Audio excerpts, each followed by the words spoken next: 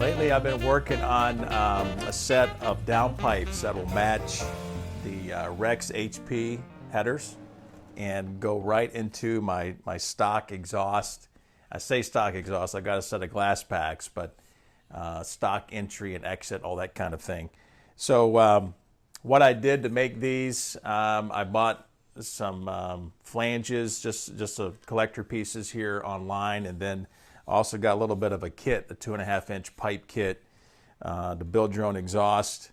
You can tell with some of the photos and some of the footage, I had to make some pie cuts. So this video here has some of those clips. I didn't video all of this, but let's take a look at some of that work now.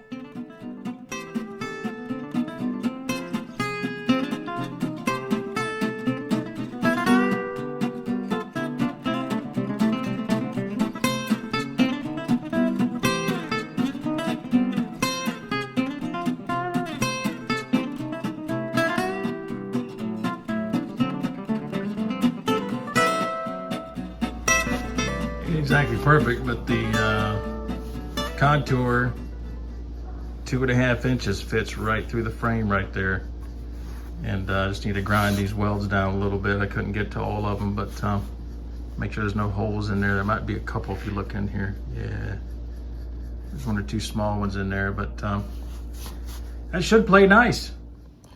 Show you what's going on. I was going to put that cutout right in there, but the way this works, this thing has got to take such a jog down and then back to the outside, and then when it comes in, it's got to go back to the inside. And unless there's some crazy way I could bend that cutout, there's just no way it's going to work. So I've got another 2.5-inch section that I'm going to pie cut right here and weld in a piece right there. Then this will made up pretty easily. I can get this right on the money.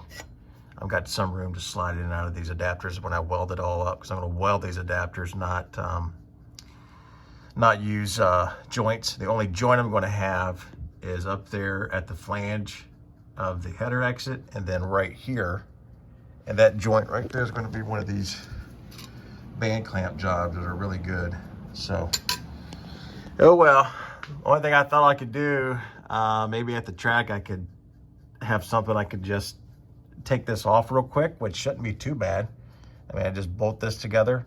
As you should say, unbolt this, and then unbolt it at the header flange and just have a set of pipes that come out underneath the wheels. I don't know.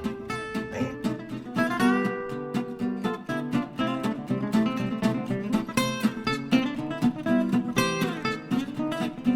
Some of the reason for the design here and what we're doing is so that I can take and just remove this front portion very quickly and very easily, especially if we go to the track.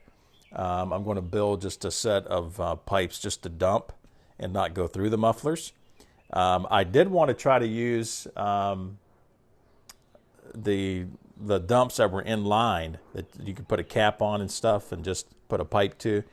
But this has to make so many bends, and where it's straight, it would not have fit the way that those dumps are made. So at any rate, with the band clamps going on the ends and with the 3 bolts up here, it should be simplistic to remove and to reinstall as we go forward. Just going to slide under here and show you what it looks like. There's the band clamp at the rear. And of course, we got that on both sides back there. And not so sure, I don't know if these are going to seal up completely tightly or not. I don't know. It looks like there's a little bit of a gap right there as far as I can tell, but I could be wrong looking at the 2 ends. We'll have to see, but just to take a look at what this looks like. Okay, this is the passenger side. Our band clamp back there to what we had when I got the car. Well, I say that. I did put glass packs on it, but these are already cut out. Then takes a jog up here. I can tell that I can make 1/4-inch strapped It's a little thicker than stock. I think that's 3/16. And go all the way back here and get that wrapped up here on the frame.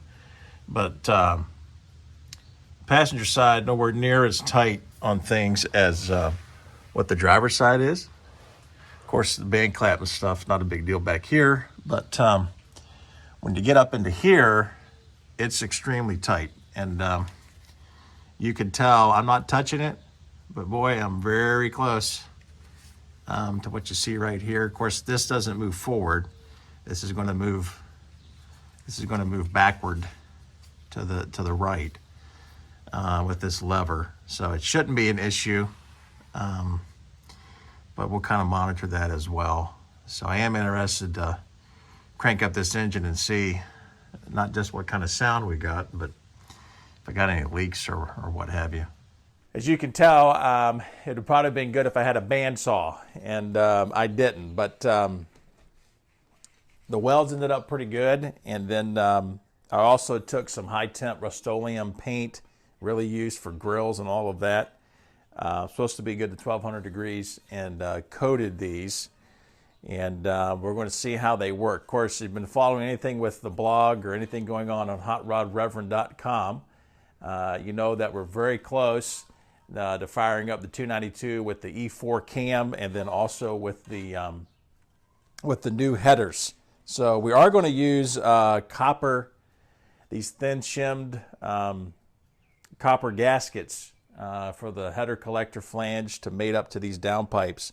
And then I also have band clamps that we're going to use, the 2-inch jobs, that'll help me mate right there to the pipes there that lead into the muffler at the stock exhaust. So this did take a little bit of doing. You can tell by some of the clips and some of the pictures that we've got that I've kind of archived. I did have to cut the frame, and that's not always best to do, but what I was surprised to find was that at those points the frame is very, very thin. And I have some 1/4-inch stock that I'm going to put after all this is tested out and I'm assured that we don't have any leaks. 1/4-inch stock that I'm going to put back in there just for safety's sake. I don't think it's a real big deal, but just for safety's sake. And everything's a little bit tight under the card there where the exhaust comes through the front.